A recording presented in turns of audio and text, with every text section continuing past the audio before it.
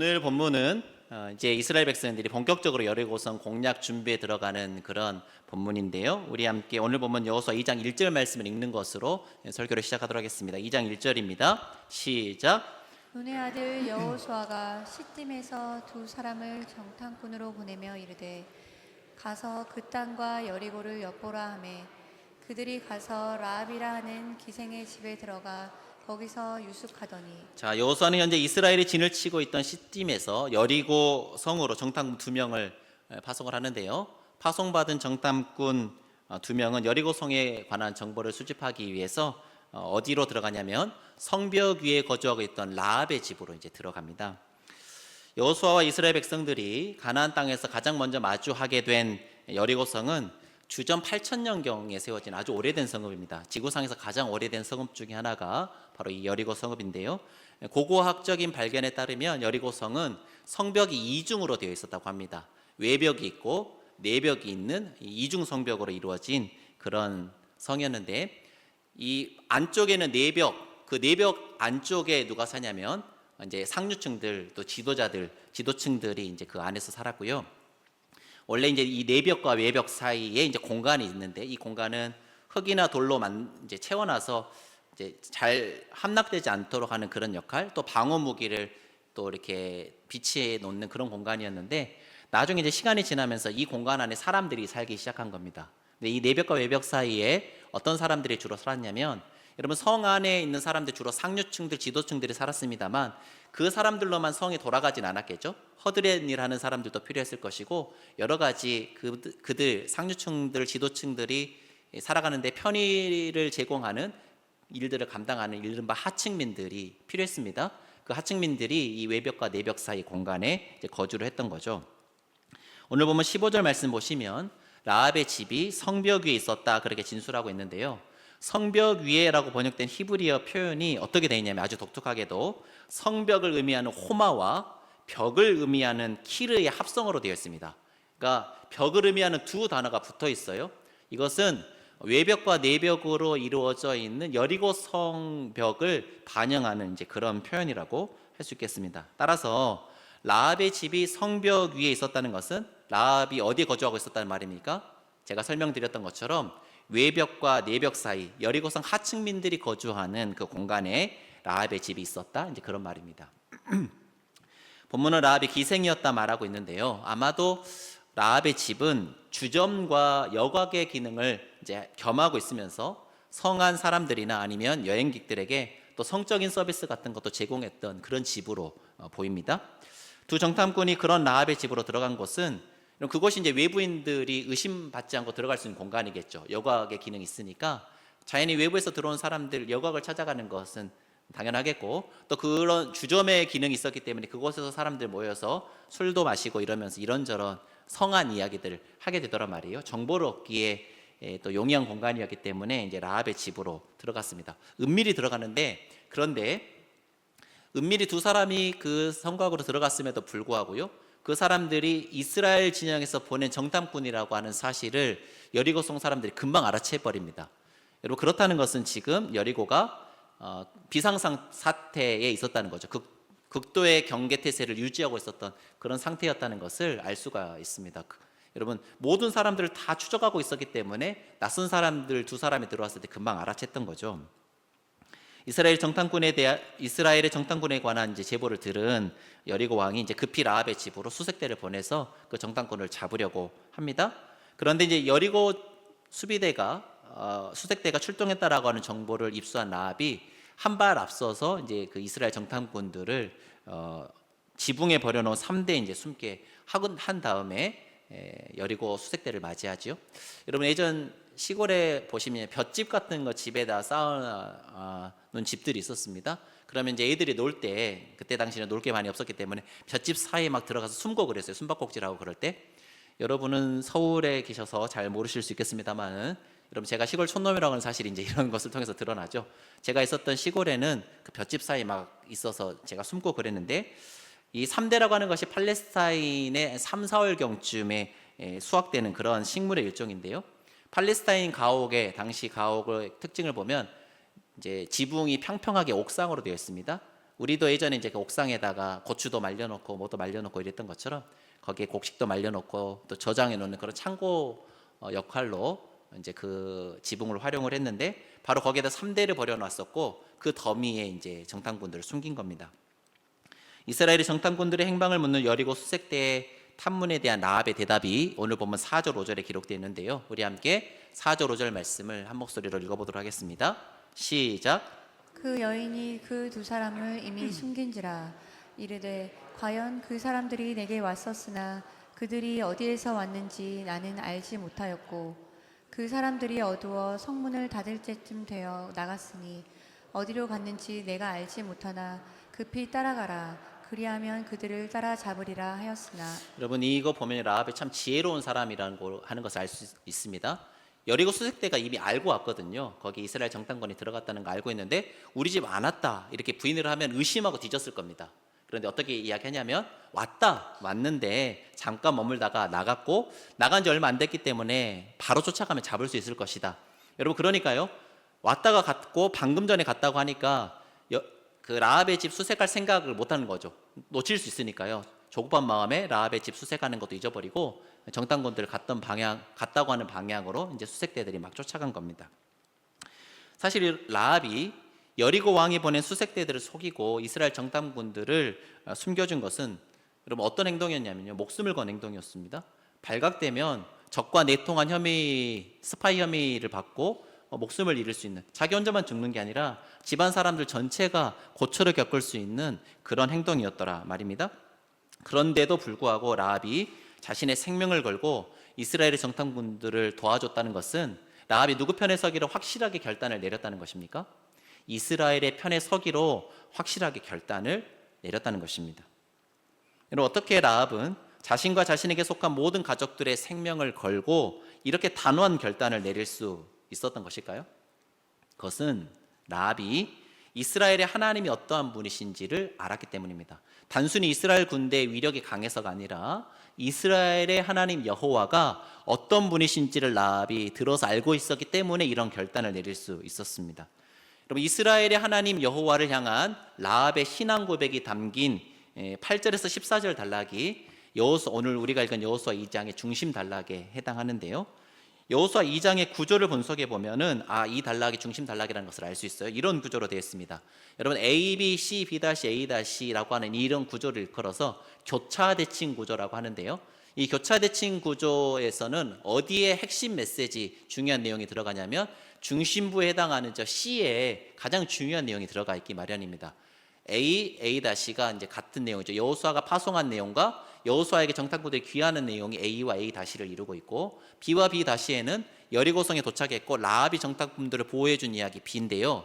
B-는 이제 여리고성에서 탈출하는 이야기, 그러면서 정탐꾼들이 라합과 그 가족을 보호할 것에 대한 약속이 이제 B-에 담겨 있습니다. 그런 면에서 짝을 이루고 있는데 그 사이에 위치해 있는 8절에서 14절 저 라합의 신앙 고백 단락이 여호수아 2장의 핵심 단락이 되겠습니다. 좀 잠시 살펴보도록 할 텐데 우리 함께 오늘 보면 9절 말씀을 먼저 한 목소리로 읽어보도록 하겠습니다.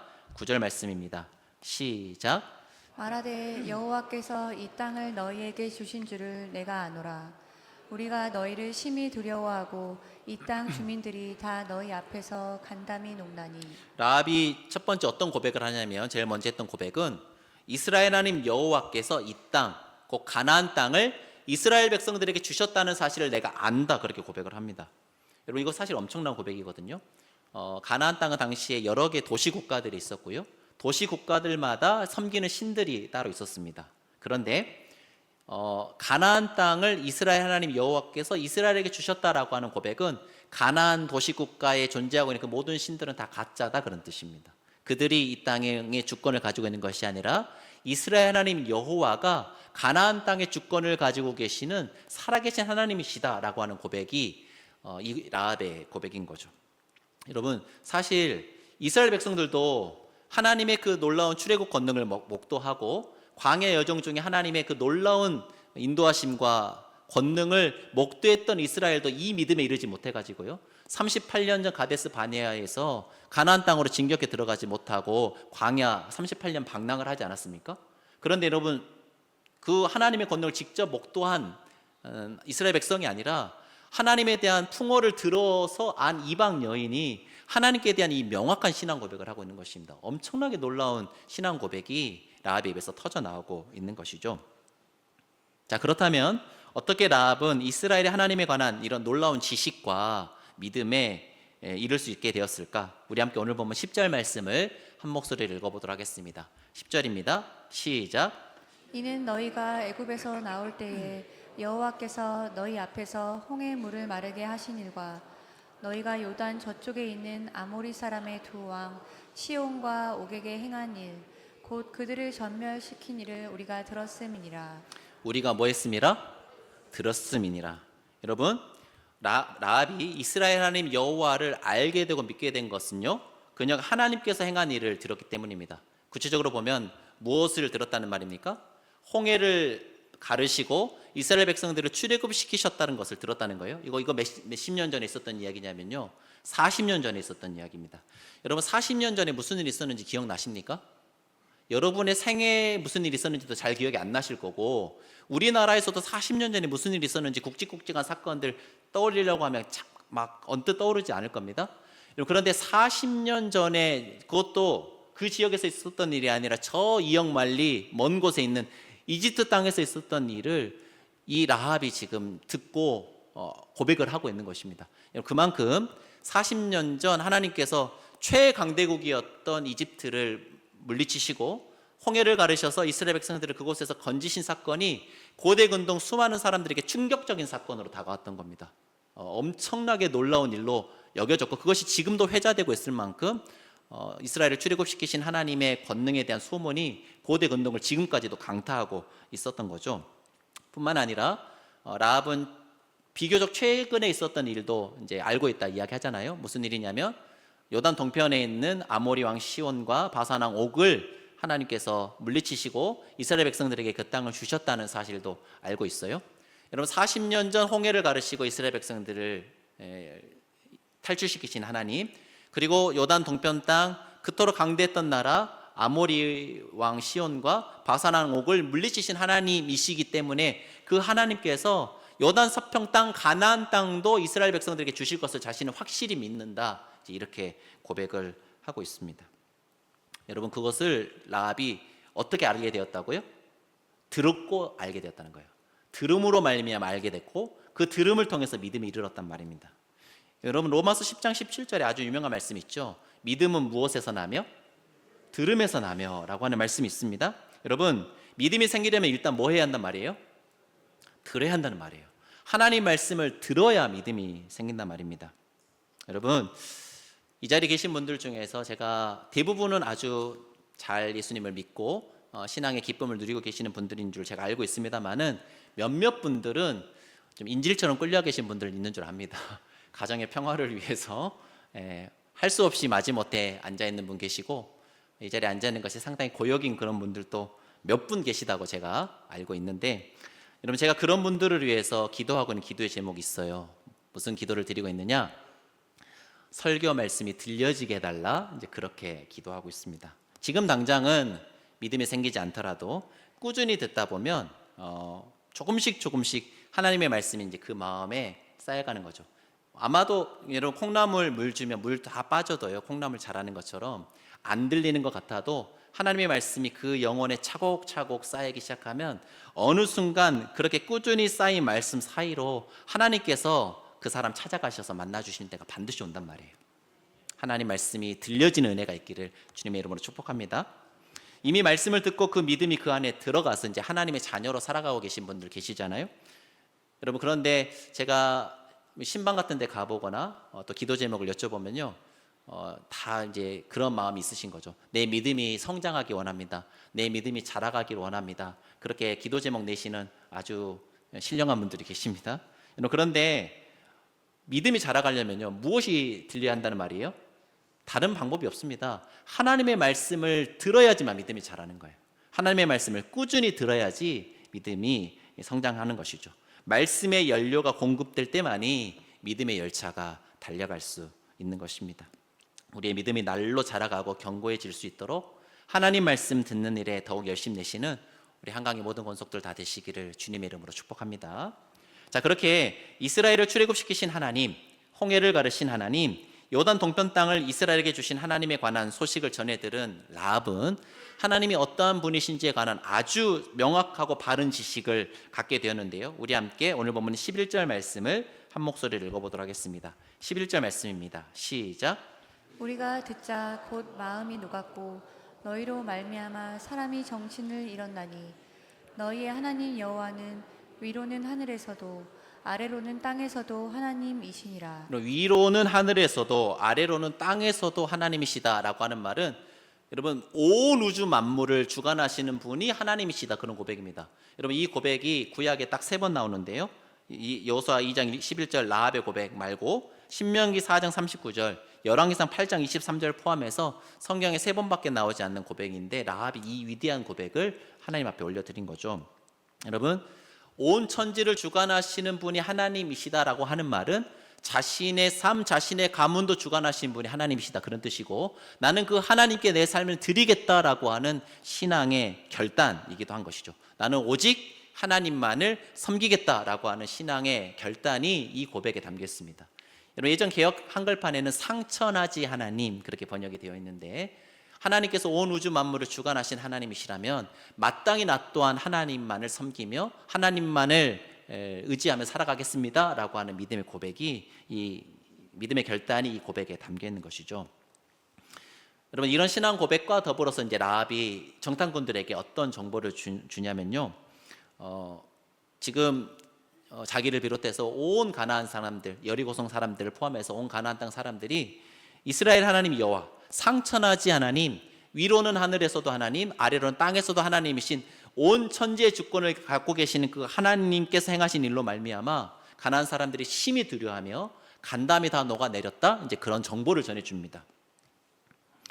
여러분 혹시 UFC 선수였던 김동현 선수 혹시 아십니까? 요즘에는 주로 예능에 나와서 모르는 분들은 그냥 개그맨인 줄 아는, 그러니까 등치 큰 아저씨라고 알고 있는 그런 그 사람이 있습니다만은 사실 보통 사람이 아니죠. 세계 랭킹 6위까지 올라갔을 만큼 UFC에서 입지전적인 전적을 쌓았던 그런 인물인데, 이 김동현 씨가 방송에 나와서 했던 이야기가 있습니다. 시합을 하러 딱 올라가면요, 얼추 안답니다. 자기가 이길지 질지. 딱 올라가서 어떤 사람 딱 보고 난 다음에 해볼 만하다, 쟤는 내가 이길 것 같다라고 하는 느낌이 딱 오면 그날은 진짜 경기도 잘 풀리고 실제로 이긴대요. 그런데 올라가서 딱 마주대했는데 자기가 위협당하는 때가 있답니다. 저 사람의 어떤 분위기나 기에 위협당해서 오늘은 질 것 같다, 시합하면서도 재미도 하나도 없고 시합하고 나면 역시나 아니나 다를까 진다는 거예요. 그러니까 시합 올라가기 전에 이미 얼추 승부가 결정이 되어 있다, 이제 그런 말이죠. 근데 이스라엘의 가나안 정복 전쟁도 마찬가지라는 겁니다. 이미 승부는 결정나 있는 것입니다. 여러분 왜요? 하나님께서 이미 진격에 들어가서 끝내놓으셨기 때문이에요. 이스라엘은 그냥 하나님께서 이겨놓으신 전쟁, 하나님께서 이미 다 치러놓으신 전쟁을 뒤따라 들어가면서 그 승리의 열매를 거두기만 하면 된다는 것입니다. 하나님께서 주도하시는 거룩한 전쟁이기 때문에 이미 하나님께서 다 이겨놓으신 전쟁을 이스라엘이 수행하는 것이다 라고 하는 말이 여기에 담겨 있어요.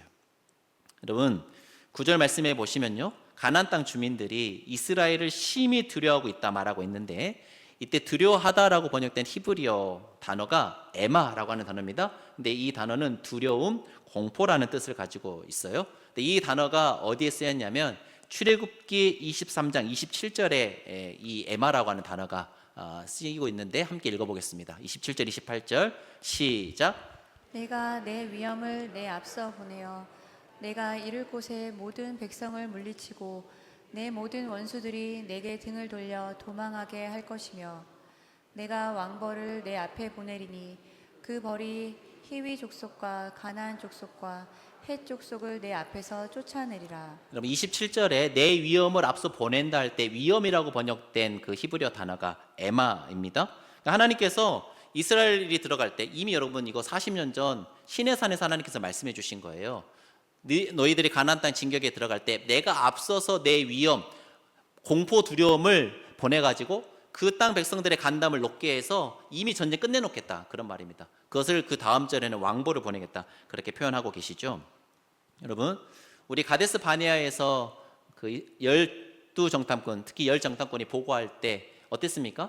이미 그때도 하나님께서 이미 가나안 땅에 위험을 보내시고 왕벌을 보내놓으셨는데도 불구하고 알지 못하고 그 견고한 성읍들 안악 자손들 보면서 이스라엘 백성들 간담이 녹아내렸단 말입니다. 그런데 라합이 들려준 소식은 무엇이었습니까?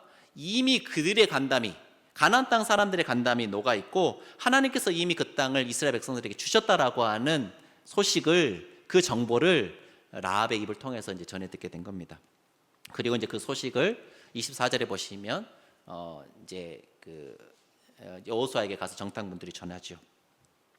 여러분, 광야에서 불기둥과 구름기둥으로 이스라엘 백성들 앞서서 행하신 하나님이요, 광야에 있으면 그런 게 아니라 가나안 땅에도 이미 먼저 들어가서 그 길을 평탄하게 닦아 주신 것이죠. 그런데 여러분, 그때 당시에 역사하신 하나님, 광야에서 이스라엘 백성들 앞서 행하시고 가나안 땅에 앞서 들어가신 하나님이 그때만 그렇게 역사하셨습니까? 아닙니다. 그 동일한 하나님이 우리 삶 가운데도 역사하고 계시는 거죠. 하나님께서 이미 여러분의 앞길에 하나님의 사자를 보내셔서, 하나님의 왕벌을 보내셔서 여러분의 앞길을 평탄하게 닦아 놓으셨다는 사실을 믿으실 수 있기를 바랍니다.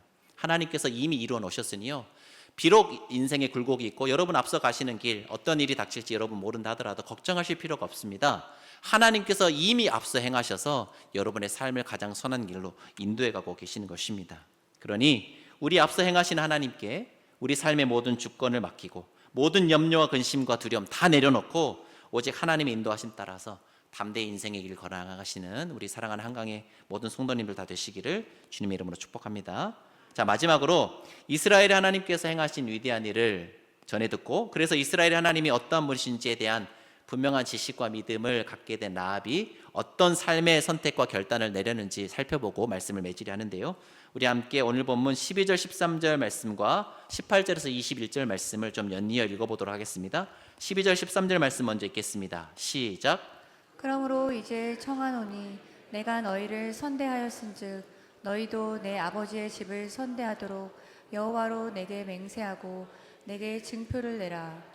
그리고 나의 부모와 나의 남녀 형제와 그들에게 속한 모든 사람을 살려주어 우리 목숨을 죽음에서 건져내라. 자, 이런 라합의 요청에 대해서 정탐꾼이 어떻게 응답을 하느냐, 이 18절에서 21절 말씀 읽어보겠습니다. 시작. 우리가 이 땅에 들어올 때에 우리를 달아내린 창문에 이 붉은 줄을 메고 내 부모와 형제와 내 아버지의 가족을 네, 다 내 시간 집에 관계상 모으라. 21절로 가보겠습니다. 21절 넘겨주세요. 21절 읽어보겠습니다. 시작. 라합이 이르되 너희의 말대로 할 것이라 하고 그들을 보내어 가게 하고 붉은 줄을 창문에 매니라. 자, 내가 너희 선대한 것처럼 너희도 이제 우리 가정 가문을 선대해 주기 원한다라고 하는 요청에 붉은 줄을 창문에 매달아 놔라, 이제 그렇게 이야기를 합니다. 붉은 줄을 매달고 그날 여리고성이 무너지는 그날에 밖으로 나오지 말라, 그렇게 이야기하는데요, 여러분 이것이 정확하게 무엇과 일치하냐면 이스라엘 백성들이 애굽에서 나오던 날의 모습과 동일합니다.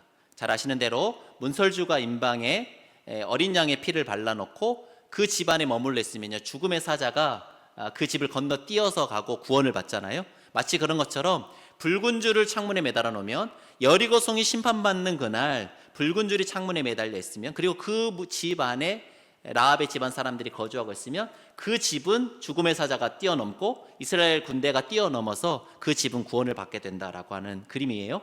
여러분, 이것은 하나님께서 이방 여인이었던 기생 라합을, 그리고 그 가문을, 그 가문에 대한 유월절 의식을, 그 가문만을 위한 유월절 의식을 치러주시는 것입니다. 그래서 그 가문을 이스라엘 백성 삼아주시고 하나님 백성 주시겠다라고 하는 하나님의 은혜가 이제 이 징표 붉은 줄에 담겨 있는 것이죠, 여러분. 그리고 그 위대한 전향의 결과 라합은 어떤 영광을 누리게 되냐면, 어디 족보에 라합의 이름이 올라갑니까? 마태복음 1장에 나오는 예수님의 족보에까지 그 이름이 올라가는 영광을, 그 은총을 라합이 누리게 됩니다. 여러분, 특별히 붉은 줄에서 줄에 해당하는 히브리어가 티크바인데요, 줄끈이라고 하는 의미와 함께 어떤 뜻도 함께 가지고 있냐면 소망이라고 하는 뜻도 이 단어가 가지고 있습니다. 여러분, 약속의 징표로서 창문에 붉은 줄을 달아맨 라합의 행위에는 자신의 소망을 누구에게 둔다라고 하는 의미도 담겨 있는 겁니까?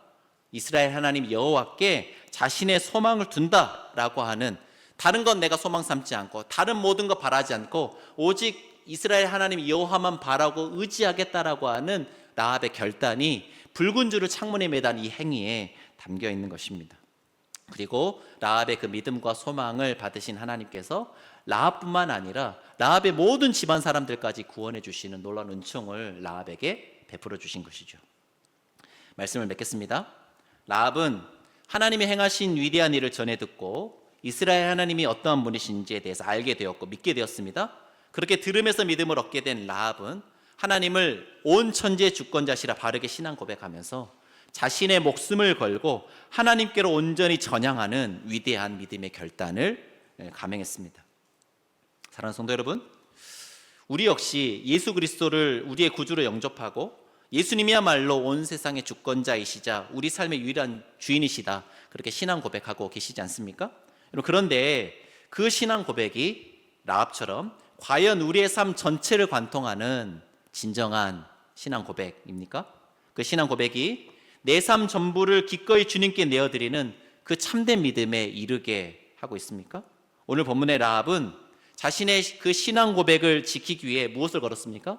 자신과 자기 집안 모든 사람의 목숨까지도 걸었는데, 우리는 과연 우리의 신앙 고백을 우리의 목숨을 걸 만큼 가치 있는 것으로 여기며 살아가고 있는 것일까요? 여러분, 진짜 신앙은 그냥 하나님께 한 발, 세상에도 한 발 걸치고 있는, 그냥 내 삶 일부 정도 하나님 앞에 내어드리는 그것이 신앙이 아닙니다. 자신의 전부를 하나님께 내어드리고 자신의 전부를 하나님께 맡겨드리는 것이 진짜 신앙입니다. 진짜 신앙은 그 신앙 때문에 내 삶 전부가 뒤집어지는 것입니다. 세상의 다른 모든 소망들, 내가 바라고 원하는 모든 것들 다 내려놓고 오직 하나님께만 내 소망을 두는 것이 바로 믿음인 것이죠. 예수님을 믿는다면서도 예수님이 내 삶에서 차지하고 있는 비중이 극히 일부분에 불과하다면요, 우리의 신앙을 좀 점검해 볼 필요가 있는 겁니다. 신앙은 예수님이 내 삶의 일부가 되시는 것이 아니라 내 삶의 전부가 되시는 것입니다. 나를 구원하시기 위해 예수님께서 그렇게 하셨죠. 자신의 삶 전부를 우리를 위해 내어주신 것처럼 나 역시 예수님을 위해 내 삶 전부를 내어드리기로 결단하는 것, 그것이 바로 진정한 신앙이요 진정한 믿음인 것입니다. 바라기는 사랑하는 한강의 권속들 모두가 늘 우리 앞서 우리 인생을 신실히 인도해 가시는 선한 목자 되신 주님께만 우리의 소망을 두고, 우리를 위해 당신의 전부를 내어주신 주님께 우리 또한 기꺼이 우리의 마음의 전부, 우리 인생의 전부를 내어드릴 수 있는 참된 믿음의 사람들 다 되시기를 주님의 이름으로 간절히 축원합니다. 우리 말씀 생각하시면서 찬양하실 때 제가 가사 한번 띄워주시죠. 제가 오늘 본문과 좀 연결되는 찬양이 뭐가 있을까 이렇게 여러 찬양의 가사들을 이렇게 뒤져보다가 참 이게 라합의 고백 같다 여긴 찬양을 만났습니다. 좀 우리 어르신들은 멜로디가 어려울 수 있고 생소한 찬양이실 수 있겠습니다만은 가사를 묵상하시면서 좀 오시면 좋겠어요. 소망 없는 내 삶에, 라합의 인생이 그랬죠. 여리고성에서도 하층민이었고 이방 신을 섬기는 사람이었고 아무런 소망 없이 살아갔던 라합의 삶에, 근데 하나님께서 새 생명으로 찾아가 주셨습니다. 새 생명으로 가르치신 날 향한 주님의 은혜, 놀라운 그 주님의 사랑, 삶의 문제가 힘겨워서 눈물만 들인 그 순간에도 날 안아주시는 주님, 한없는 주님의 그 사랑을 난 찬양하며 나아가네.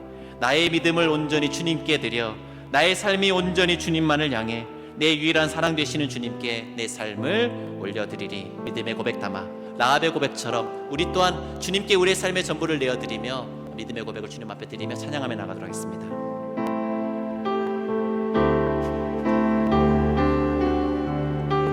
소망 없는 내 삶에, 소망 없는 내 삶에 새 생명 허락하신 날 향한 주님의 은혜, 놀라운 주님의 사랑, 삶의 문제 힘겨워, 삶의 문제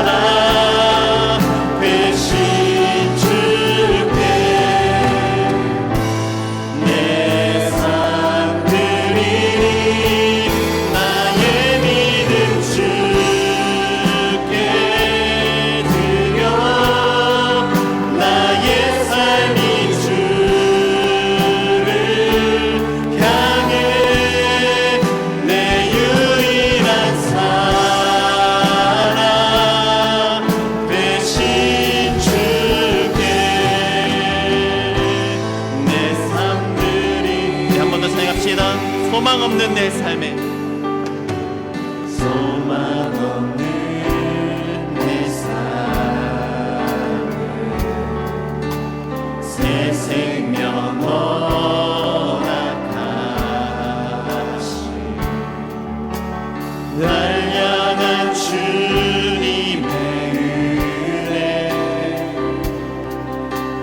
놀라운 주님의 사랑 삶의 문제 힘겨워 삶의 문제 힘겨워 눈물만 흘릴 때 날 안아주시는 주님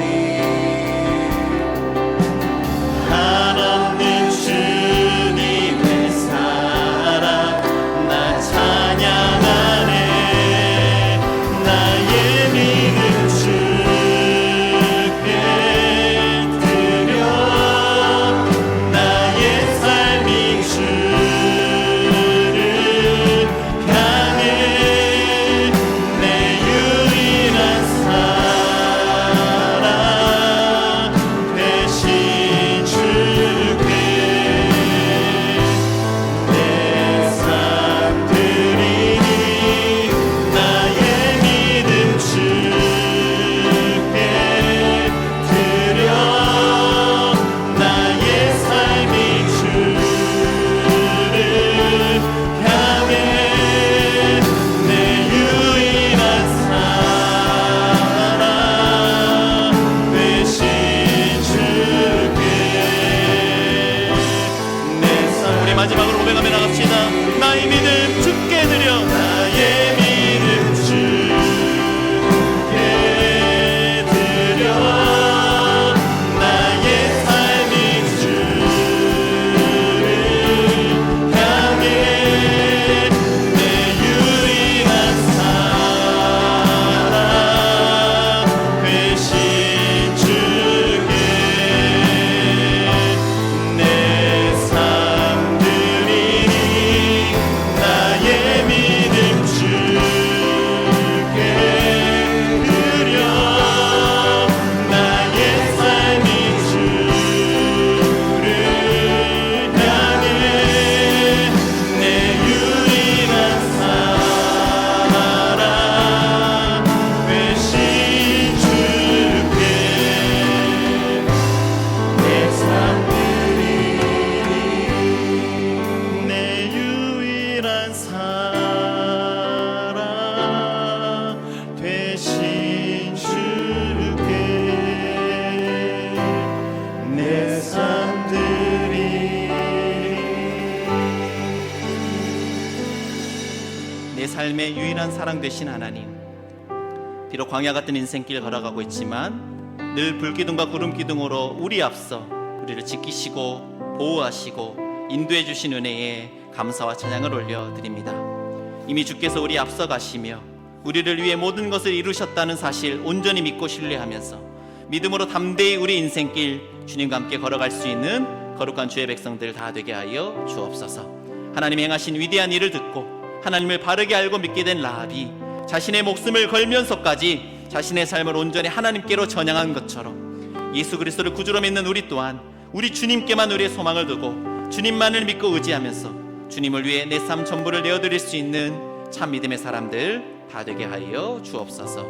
감사와 찬양을 드리며 이제는 우리 주 예수 그리스도의 은혜와 아버지 하나님의 다함 없으신 사랑하심과 성령님의 감동 감화 위로 교통하심이 하나님이 행하신 위대한 일을 듣고 하나님을 바르게 알고 믿은 후 자신의 목숨, 자신의 인생 전부를 걸면서까지 자신의 삶을 온전히 하나님께로 전향한 라합처럼 하나님을 향한 바른 신앙 고백을 가지고 오직 하나님께만 소망을 두고 하나님만을 믿고 의지하면서 하나님 나라와 영광을 위해 내 삶 전부를 내어드릴 것을 결단하고 다짐하며 돌아가는 사랑하는 한강교회 성도님들 머리머리 위에와 그들의 가정과 일터 위에 무엇보다 이 땅 가운데 거룩한 하나님 나라를 세워나가는 일에 귀하게 쓰임받을 우리 한강교회 위에 이제로부터 영원까지 함께 하시기를 간절히 축원하옵나이다.